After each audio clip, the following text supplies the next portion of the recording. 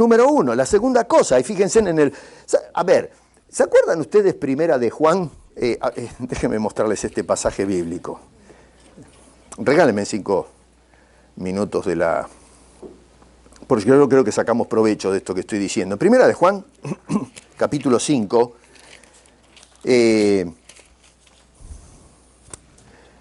Verso 13 dice: estas cosas os he escrito a vosotros que creéis en el nombre del Hijo de Dios. Noten que no es a los incrédulos, le está escribiendo a la iglesia. Y dice: a ustedes les escribo. ¿Para qué? Les escribo para que sepáis que tenéis vida eterna. ¿Y para qué? Para que creáis en el nombre del Hijo de Dios. Y escuchen esto, y esta es la confianza que tenemos en Él, en Cristo. ¿Cuál es la confianza? Dice que si pedimos alguna cosa conforme a su voluntad, Él nos oye. Hoy he escuchado a pastores decir: tenemos que pedir y reclamar porque el Señor dijo en su palabra que debemos, ¿cómo se llama? Dice, si pedimos cualquier cosa que pidamos, Él nos oye.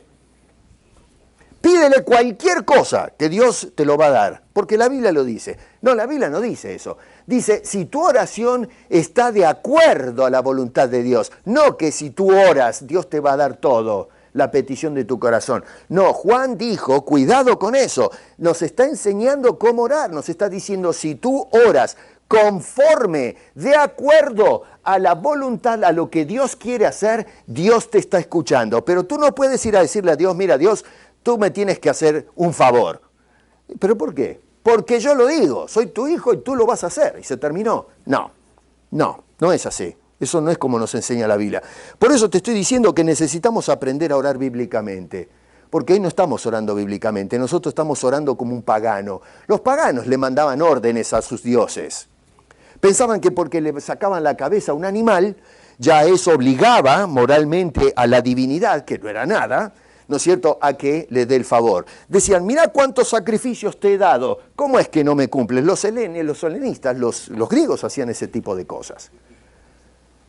Entregaban una cantidad de sacrificios para obligar a las divinidades. Nosotros, el cristianismo no funciona así. Nosotros no podemos ofrecer nada para que mueva el brazo de Dios. Tenemos que orar y buscar que se haga la voluntad de Dios. Número 2, verso 3, tenemos que reconocer la realidad de la providencia divina. Danos el pan, Dios. No busca, danos tú el pan. Y Dios me da la salud, el trabajo y una serie de cosas para proveer la manutención. Versículo 4, la realidad del pecado en nuestras vidas. Hoy, cuando hablamos de pecado, es mala palabra. Pero tenemos que entender que somos seres caídos y que necesitamos la ayuda de Dios para que nos libre del mal. La realidad de nuestra relación e interés por el prójimo, versículo 4, dice, ayúdanos a que perdonemos al otro, así como tú nos perdonas a nosotros. La iglesia, ¿tenemos una actitud de perdonar hoy? Vuelvo a repetir, si tenemos una bronca con alguien, doblamos el brazo. Vamos y le decimos, hermano, perdón, buscamos la reconciliación. La guerra denominacional es justamente tirar por la ventana parte de la oración que nos enseñó a hacer Jesucristo. No perdonamos a nadie a menos que la persona, ese alguien, entre en línea con nosotros. No puede ser. No puede ser. Y verso 4, en la última parte, la realidad de nuestra lucha espiritual. Líbranos del mal. No que yo me libre, sino tú, Señor, líbranos de la tentación, del mal. Estamos en un ataque constante.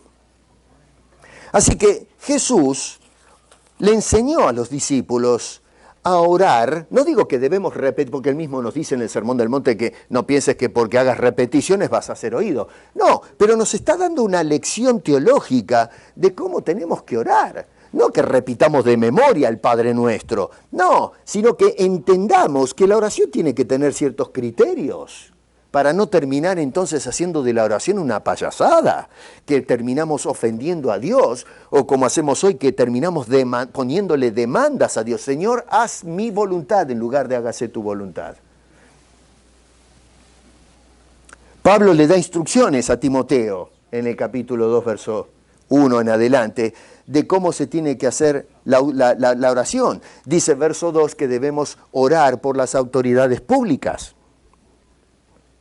la gente que está en puestos de eminencia. Dice, por los reyes, todos los que están en eminencia para que vivamos quieta y reposadamente. ¿Ustedes están orando por Donald Trump? ¿Eh?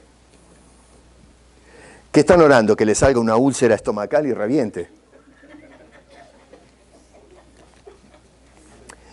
Que cuando construya el muro se le venga encima. Cuando está rompiendo la botella de champán en el muro, se venga encima y ¡puf! Queda como un papel abajo del muro. ¿Eh? Nuestros presidentes en Latinoamérica, Maduro, estamos orando, Donald Trump tirarle la bomba atómica, cuando hubo un atentado que algunos dicen que fue autoinfligido, ¿no? No sé, qué sé yo, qué es lo que pasó ahí. ¿Se acuerdan que, creo que fue el año pasado, intentaron matarlo? Bueno, algunos estaban celebrando. ¿Los cristianos celebramos eso? Si se moría sin Cristo, hoy estaría en el infierno. ¿Qué hacemos? ¿Celebramos? Maduro se está quemando eternamente en el infierno. ¡Gloria a Dios! ¿Así pensamos los cristianos?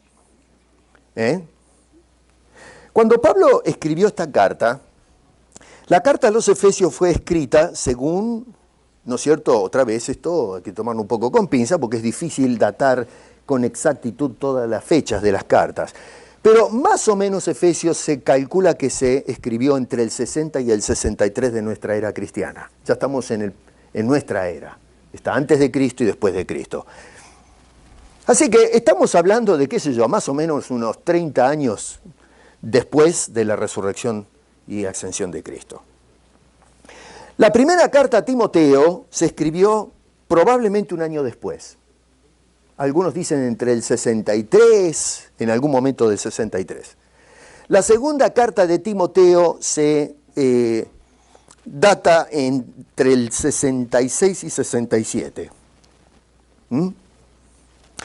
Durante ese periodo, quien gobernaba el imperio era un tal Nerón, que empezó en el 54 y terminó en el 68 de nuestra era cristiana. En el año 64 este loco prendió fuego Roma. Y lo que hizo fue, porque empezaron las sospechas a caer sobre él, y para entonces sacarse la situación de encima, porque le iban a cortar la cabeza, entonces lo que hace es buscar un chivo expiatorio y acusó a los cristianos de haber incendiado Roma. Y eso generó una persecución terrible contra los cristianos.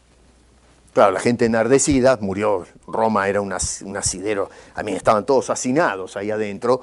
Y entonces eran construcciones de madera. Este loco, no sé, porque los primeros, al principio, Nerón fue un buen hombre, o sea, cuerdo, pero algo pasó, para mí que se le aflojó una arandela en la cabeza y perdió el norte, se volvió loco. Y entonces añoró construir una nueva urbe social, ¿no es cierto? ¿Y cómo hacía para construir la ciudad de sus sueños? Y bueno, tenía que sacarse a toda la gente de encima, tenía que sacar todo el edificio, no se podía hacer. ¿Y qué hizo? Incendió Roma. Murió cualquier cantidad de gente, quemados vivos, intoxicados por el humo, pero fue una cosa tremenda. Claro, cuando dijo los cristianos hicieron eso, es entendible, ¿no? Que la gente se levante y se los quiera comer crudo a los cristianos. Digo esto para que se den cuenta que cuando Pablo nos manda a orar por las autoridades, no es un hombre que está a favor del cristianismo, un hombre bueno, un hombre que se preocupa por la salud pública, la educación, el welfare para los ciudadanos, pero no. Israel, el pueblo judío, vivía en un hervidero revolucionario. Ya desde el ministerio de Cristo había una serie de situaciones de partidos que hoy llamamos terroristas dentro del pueblo hebreo, que querían levantarse y sacarse la dictadura de encima, la dictadura romana. Y esto fue creciendo hasta que saltó, hubo una sedición, y el general Vespasiano en ese entonces venía en el 69 para sofocar la sedición. Después hubo un problema en Roma, es la época de los militares emperadores, y el ejército decide nombrar emperador a Vespasiano y entonces se tiene que volver, parar la campaña y volver a Roma. Y entonces lo deja a uno de sus hijos, el general Tito, para que sofoque esa sedición y tenemos la caída de Jerusalén en el año 70. Les digo esto para que vean qué tipo de gobiernos había en aquel entonces. ¿Y qué dice Pablo? Le dice a Timoteo, en esa etapa crítica, política, social del imperio, y otra vez Éfeso es la ciudad, la segunda ciudad más importante del imperio en ese entonces, dice, oremos por los reyes y por todos los que están en eminencia. Eso es lo que tiene que hacer la iglesia. ¿Cómo luchamos contra el mundo, la idiosincrasia social que hay? A punta de oración y orar por los líderes, no que le agarre un cáncer galopante. No, orar para que de alguna manera al gobernar permita que, dice allí, vivamos nosotros tranquilos, dice, vivamos quieta y reposadamente en toda piedad y honestidad. No que vivamos económicamente solventes para irnos de vacaciones al Caribe, que está bárbaro, si tenemos una buena situación y podemos tomarnos una vacación, hágalo, pero ese no es el gol de la iglesia. Usted no se toma vacaciones cuando estamos en medio de una guerra. ¿Dónde vio usted que el soldado dice, bueno, ya peleé bastante, paren muchachos, por favor, permítame que me tome unos 15 días de descanso y nos encontramos el mes que viene y seguimos dándonos una buena paliza? Pero es una cosa ridícula esa. La iglesia no se puede tomar vacaciones, estamos en una batalla campal, la batalla de la fe. Entonces tenemos que meternos en el campo, a luchar a punta de oración. Y entonces lo que tenemos que hacer es orar para que de alguna manera el Señor vaya llevando a cabo sus propósitos, incluso sobre esta gente que gobierna, de tal manera que nosotros podamos vivir tranquilos. Ahora, ¿cuál es el propósito? Dice este hombre, para que nosotros vivamos. ¿Por qué? Porque dice esto es bueno y agradable delante de Dios. Número uno, quiere que hagamos esto, que oremos por esta gente en el gobierno, para que nosotros vivamos tranquilos, porque esto le agrada a Dios. Ahora, ¿qué es lo que le agrada a Dios? Bueno, dice el apóstol Pablo, el cual quiere que todos los hombres sean salvos y vengan al conocimiento de la verdad. Toma nota en el contexto que dijo la iglesia, es columna y baluarte de la verdad. Y lo que Pablo está interesado es que esa verdad no sea saturada por la mentira, sino que nosotros vayamos al mundo con esa verdad. Y los hombres conozcan la verdad, no que la iglesia conozca la mentira. No es que la iglesia debe ser penetrada por el fraude. Nosotros tenemos que penetrar el mundo con la verdad de Dios. Eso es lo que Dios quiere. Por eso dice, quiero que vivamos tranquilos para que podamos salir y libremente, sin obstáculos, poder predicar la verdad. No, mi querido, nosotros cuando tenemos una buena posición económica y vivimos tranquilos, ¿qué hacemos? No vamos de vacaciones, nos compramos el RV, no vamos el domingo a la iglesia porque, bueno, hay que irse, está el veranito, comerse el asado con chorizo, tomarse el mate abajo de la parra y disfrutar. Y en la semana, si nos llaman a evangelizar, no, estoy ocupado, está jugando Blue Jays esta semana, ¿no es cierto? Qué sé yo, Argentina tiene que levantar la Copa del Mundo, cosas por el estilo, ¿no? Así que estamos ahí metidos en cualquier cosa menos en vivir, aprovechar esta tranquilidad que tenemos para hablarle a los hombres de Cristo. ¿Cuándo fue la última vez que le hablaste a alguien de Cristo? ¿Me quieres decir cuándo? ¿Ayer? ¿La semana pasada? ¿El mes pasado? ¿El año pasado? ¿Cuándo? ¿Cuándo fue la última vez que salimos como iglesias a predicar el Evangelio? Mi querido, ¿cuándo fue la última vez que usamos el Internet para testificar de Cristo? Yo entro al Internet y todos los días veo gente poniendo en el Facebook fotos del plato de comida, como decíamos ayer, el selfie en el baño. Yo esa modalidad no me cuadra, no la entiendo qué tienen con el baño ahora. Todos los selfies, o la mayoría, es en el baño. Ahora está de moda la gente que agarra y se cuelgan de un puente o de un edificio, ya se cayeron 2 o 3 locos, ¿no? Se suben y se cuelgan, y usted ve allá abajo y se sacan el selfie. Y después sale en el diario, el bobo, sí, eso, colgó ¿cómo le dicen a estos ahora? Ahí tiene un nombre estos que hacen ese tipo de cosas. Y se soltó, qué sé yo, pasó algo y el tipo quedó hecho un mashed potato en el asfalto. ¿Y pues qué quiere, viejo? Se tiró de 100 metros de arriba a sacarse un selfie, le agarró el calambre, soltó el asunto y te va a salvar la foto. Y ahí quedaron. Y sí, se sacó el selfie, es el último selfie que se sacó. Somos tan vivos. Eso es lo que publicamos, viejo. Eso es lo que nosotros... Pero que lo haga el mundo está bien. Eso es cosa del mundo, del pagano, le importa un pito las cosas de Dios. Pero los cristianos, por favor, por el amor de Cristo. Dice, oremos para que podamos predicar el Evangelio. Oremos por los que gobiernan para que vivamos tranquilos, de tal manera que yo pueda salir sin amenaza, sin persecución, como vivían los cristianos en ese entonces, y que pueda golpear las puertas y decir, ¿sabes qué? Vengo a traerte una gran noticia.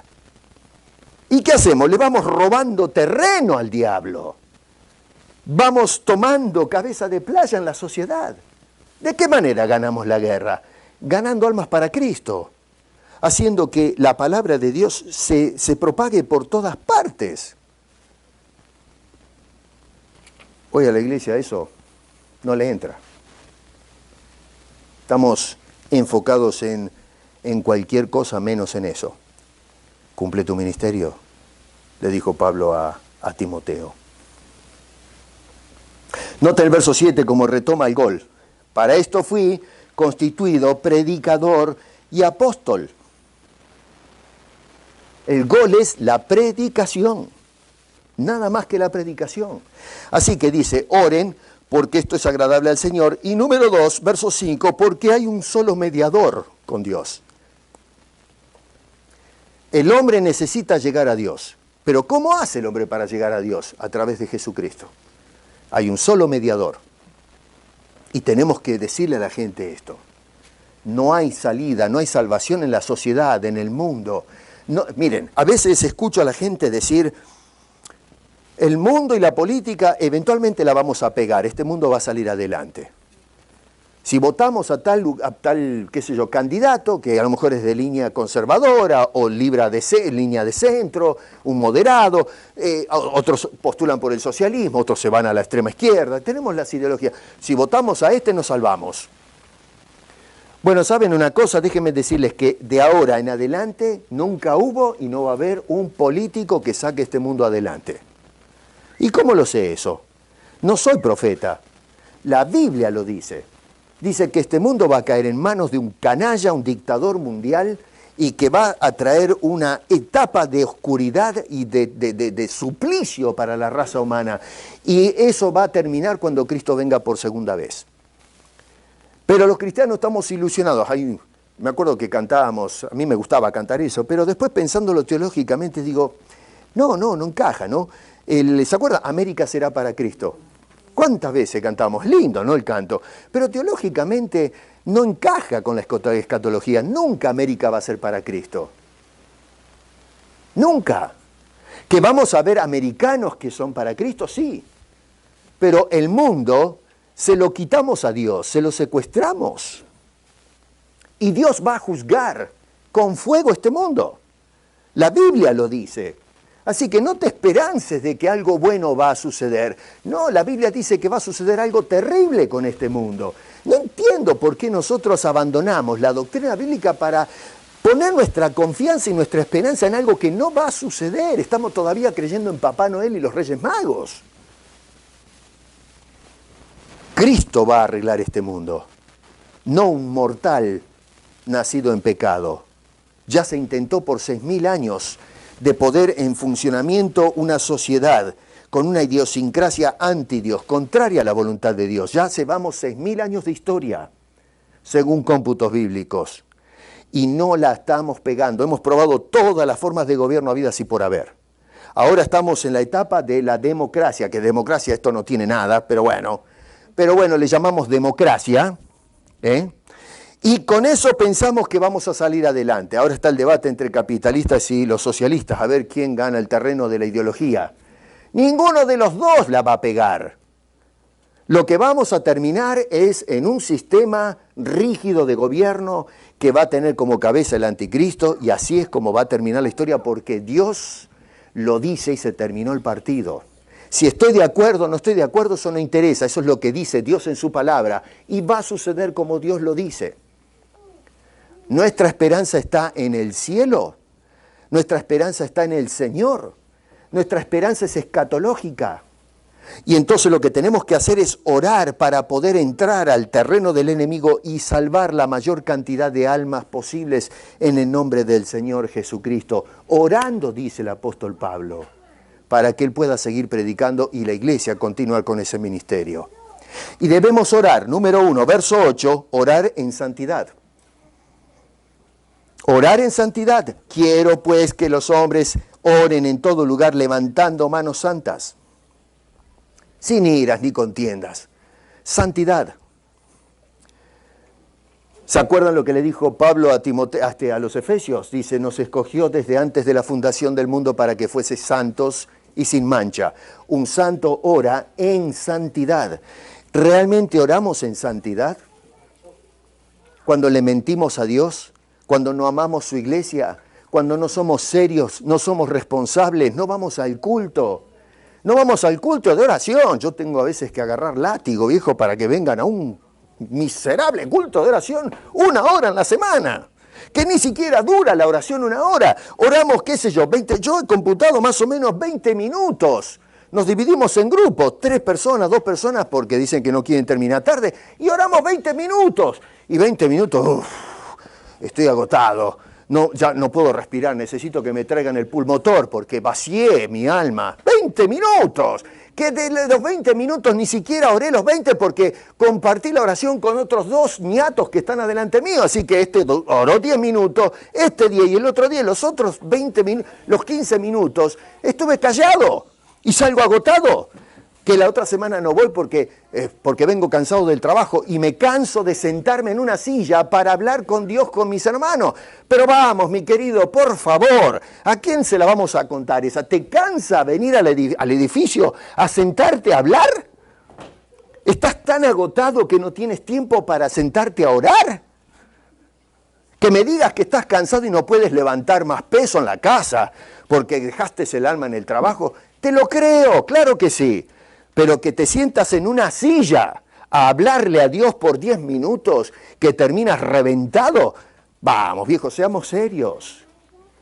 Por eso la iglesia está donde está y cómo está. Nuestros hogares se desploman, las iglesias se desploman, la doctrina se desploma, la iglesia es invadida por todos lados, se saturó de mentirosos y chantas.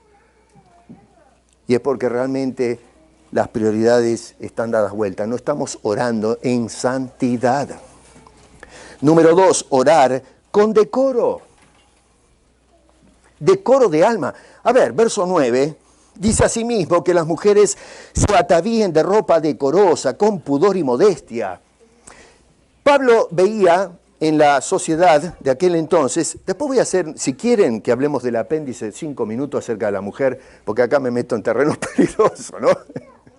Ya estuve sentado con las mujeres ahí un rato y... Oh, voy. Yes. Pero, ¿qué pasa? Que las mujeres de la sociedad es una cosa, pero en la iglesia estaban más preocupadas de la pinta.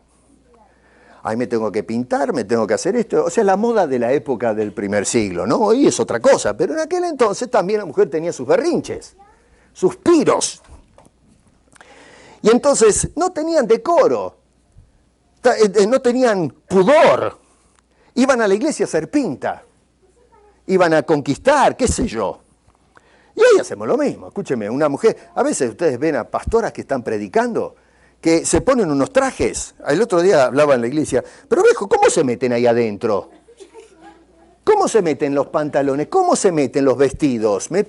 Y se paran ahí y se ponen todo ese guante con exuberantes mujeres.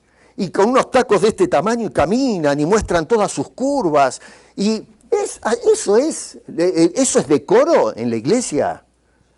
Vamos, las mujeres van a la iglesia con unas minifaldas hasta acá arriba. Eso es decoro. Y después nos sentamos a orar a Dios y no tomamos nota. Pablo dice, hay que tener decoro en la oración, una oración decorosa. Nosotros entramos hechos unos mamarrachos a la presencia de Dios, y no me refiero a la pinta de afuera. Nuestro corazón es un mamarracho. Estamos mal parados delante de Dios. Número 3, una oración en piedad. En la piedad, verso 10, dice, sino con buenas obras como corresponde a mujeres que profesan piedad. La palabra piedad, ya les expliqué, es eusebeia, quiere decir mujeres que están entregadas a Dios, no entregadas a los valores y tendencias de la sociedad. La sociedad aprueba un montón de tonterías, pero eso no quiere decir que los cristianos y las cristianas tienen que ceder a los modelos de la sociedad. Pablo le dijo a los efesios, no andéis como los otros gentiles. Entonces la mujer cuando ora tiene que orar, y todos nosotros también, porque esto no es solamente para las mujeres, pero tenemos que orar en piedad siendo piadosos, gente consagradas a Dios. El ministerio en esta guerra espiritual es guardar la doctrina y 2, lo que es importante, la oración. Tenemos que aprender a orar. No digo que paren la oración hasta que aprendan. No, oramos aprendemos durante el proceso. Pero necesitamos aprender a orar. Ahora, les voy a decir a ustedes, ¿quieren que dé el apéndice? Si no, paro acá, porque es tocar el tema de las mujeres. ¿Quieren escuchar 10 minutos acerca de lo que aparentemente dice Pablo acerca de la mujer? ¿O me callo? No tiene piedras ahí o alguna cosa, ¿no? Bueno, les voy a dar una buena noticia a las mujeres. Note que Pablo hace una especie de, digo apéndice porque eso es lo que parece ser acá. Pablo está hablando a Timoteo de cómo ordenar la iglesia. Después el capítulo 3, 4 no lo voy a tocar porque habla de cómo ordenar, 4 debo decir en adelante, cómo ordenar ministros y todo eso en la iglesia. Eso no lo vamos a ver, ¿no? Eso es cómo organizar la iglesia local. Vamos a mañana a ver la segunda de Timoteo. Pero ahora Pablo habla de la oración y mete entonces algo que parece que está fuera de contexto.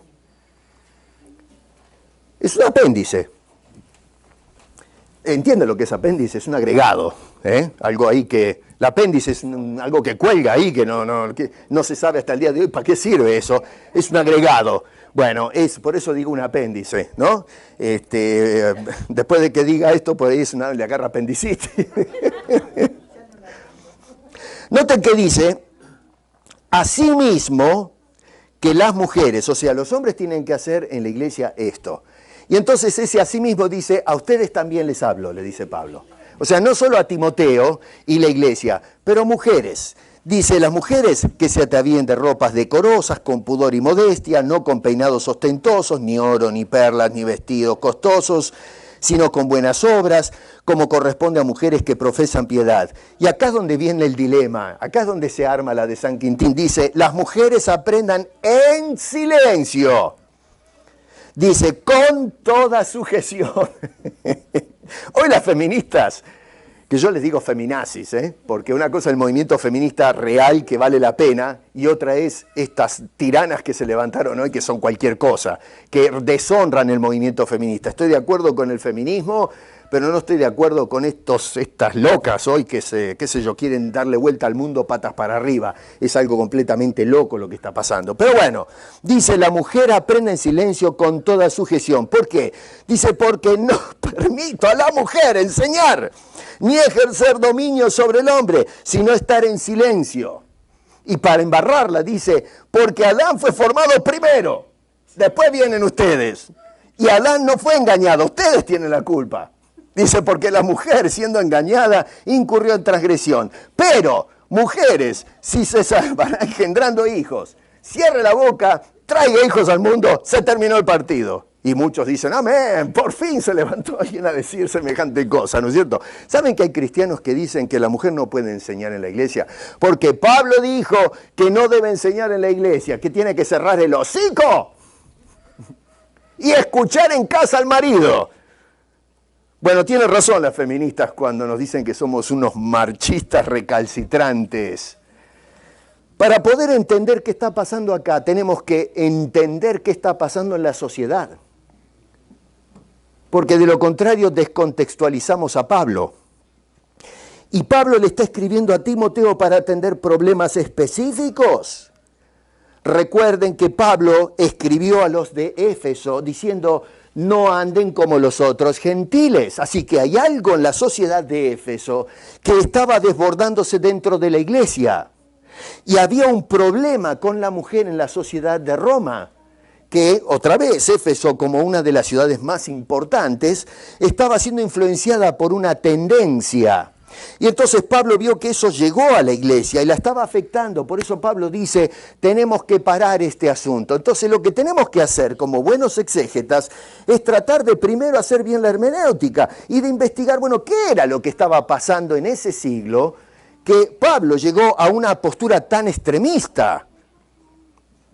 Porque Pablo no le dice a todas las iglesias que hagan eso. Y eso tiene que llamarnos la atención. Si no se lo dice a todas las iglesias, se lo dice a ellos, a Corintios, qué sé yo. Y entonces tenemos que preguntar, bueno, ¿qué estaba pasando ahí? ¿Qué lo movió a Pablo a un lenguaje que, si lo leemos a la ligera, parece un lenguaje de un machista, un loco, un hombre un desalmado, que tiene a la mujer como un ciudadano de segunda clase, cuando la Biblia dice que tanto el hombre como la mujer son iguales delante de Dios.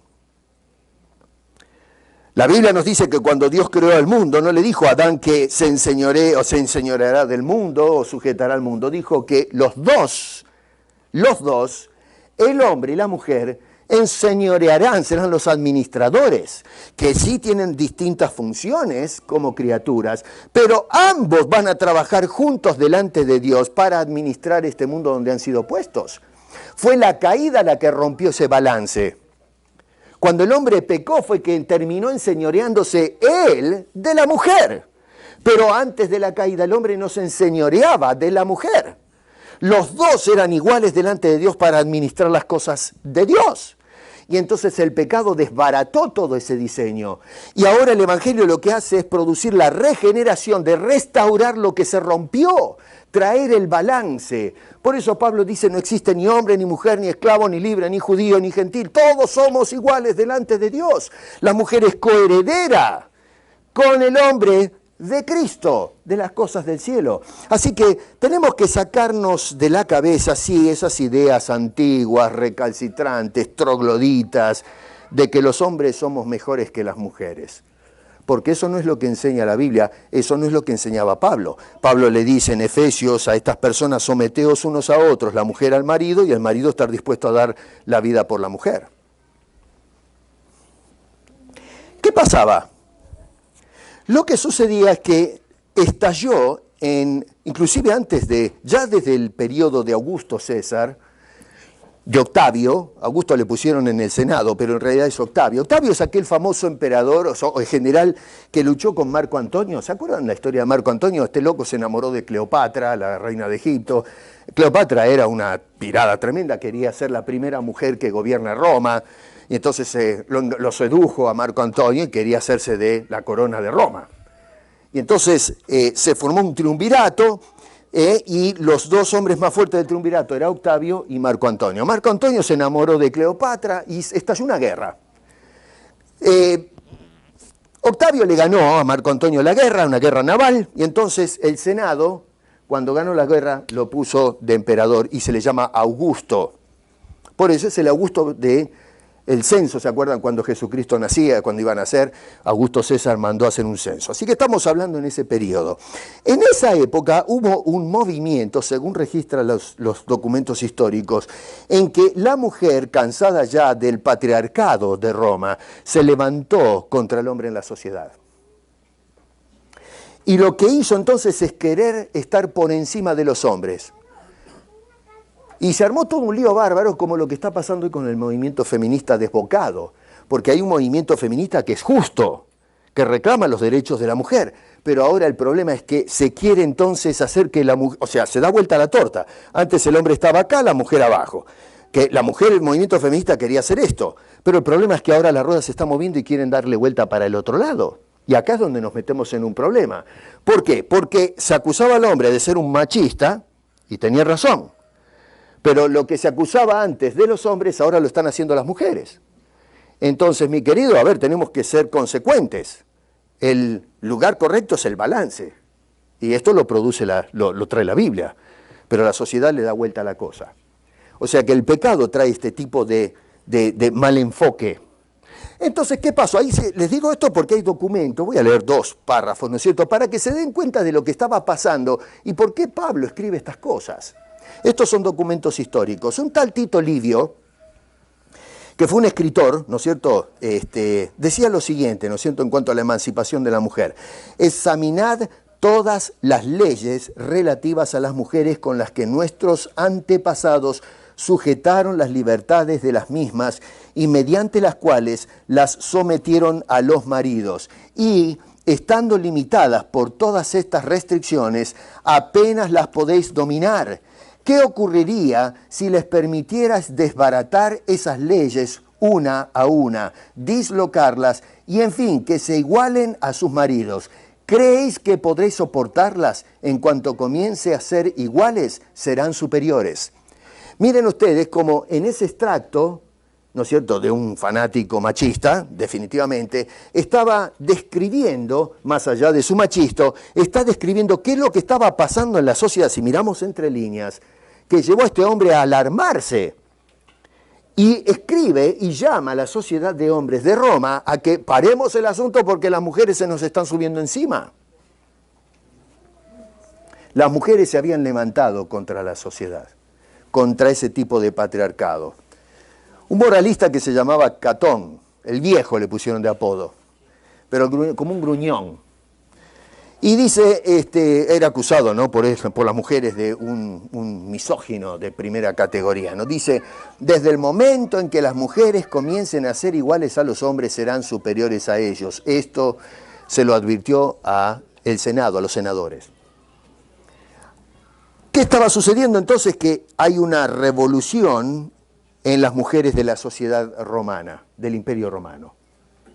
Y entonces, ¿qué pasó? Que este levantamiento de las mujeres, que en lugar de balancear las cosas se estaba dando vuelta, protestaban los paganos de esto, pero como todas las cosas, cuando se convierten al Evangelio, muchas de estas tendencias se traen a la iglesia. Nosotros, por ejemplo, como latinos, venimos de una cultura latina y traemos nuestras costumbres, nuestra idiosincrasia cuando nos convertimos a Cristo. Después hay que pulir, pero se desbordan. Hoy la iglesia está andando de la forma que anda porque se ha metido adentro las costumbres del mundo. Yo no estoy de acuerdo que la mujer sea pastora. Eso es tema para otro día. Que sí debe enseñar, pero pastora no, definitivamente no. No hay ninguna evidencia bíblica para ordenar al pastorado a una mujer. Yo sé que esto es controversial, hoy a la gente no le gusta, pero tengo mis razones bíblicas del porqué. Pero, ¿qué pasa? Hoy las mujeres, en los últimos 20 años, hay una explosión de mujeres pastoras. Y mi pregunta es, ¿pero por qué? Si antes no se discutía esto. ¿Por qué hay tantas pastoras, apóstolas? ¿Que la esposa de Pedro era apóstola? Con Pedro la Biblia nunca dice semejante cosa. Los apóstoles, que a lo mejor algunos de ellos estaban casados, dice que eran apóstolas. Timoteo es un pastor en Éfeso. Si algún día se casó, ¿qué? ¿La mujer pasó a ser automáticamente pastora? A veces algunos vienen a mi esposa y le dicen, hermana pastora, y Gloria los para en seco y dice, no, yo no soy pastora, soy la esposa del pastor. Bien por ella. Ella no necesita que ponerse la jineta, yo soy la pastora porque soy la esposa del pastor. Ella no busca eso. Yo soy la esposa del pastor. ¿Necesita probarse ella delante de los demás? ¿Que son tan inseguras las mujeres que tienen que mostrar jinetas para ver que yo estoy igual que el hombre? Muéstrate delante de Dios, no delante de los hombres. ¿Qué importan los hombres que piensen lo que piensen? Valórate como te valora Dios. Entonces, ¿qué sucedía? Que las mujeres empezaron dentro de la iglesia a tomar el control, la rienda. Y esto se convirtió en un problema, porque ahora estaban militando las mujeres en la iglesia. Eso estaba pasando en Éfeso. Estaban andando como los gentiles, como la sociedad. Y entonces Pablo, cuando vio eso, dijo, yo no le permito a esas personas. Acuérdense que él habla de algunos en la iglesia, no todos. Y había algunas, entre los algunos, mujeres que estaban otra vez trayendo ideas foráneas a la fe. Y Pablo dice, no permito ese tipo de cosas, que la mujer no enseñe, ese tipo de mujer, no que las mujeres no enseñen, porque Dios ha levantado grandes mujeres a través de la historia. Yo siempre digo, a ver, ¿quién fue el primero que dio testimonio de la resurrección de Cristo? Fue una mujer. Es algo extraordinario. Usted dice, bueno, ¿qué tiene de relevante? Pero pónganse a pensar cómo era la sociedad del primer siglo, que una mujer dé la noticia de las edades era bochornoso para la cultura judía. La mujer era un personaje de segunda clase. Y que entonces Dios se haya dignado a la mujer a que sea la primer testigo de la resurrección de Cristo es algo extraordinario. Eso rompió con todos los esquemas sociales. Dios vindica a la mujer. El privilegio se lo dio a la mujer.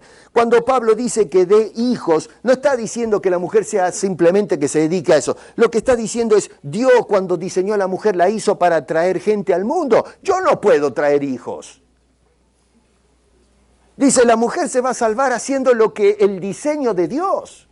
No que la está esclavizando a la mujer a parir. No, lo que le está diciendo es Dios le dio una función a la mujer en la creación. Y si la mujer cumple la función, se somete a la voluntad de Dios, al diseño de Dios, entonces la mujer se salva y salva a la sociedad.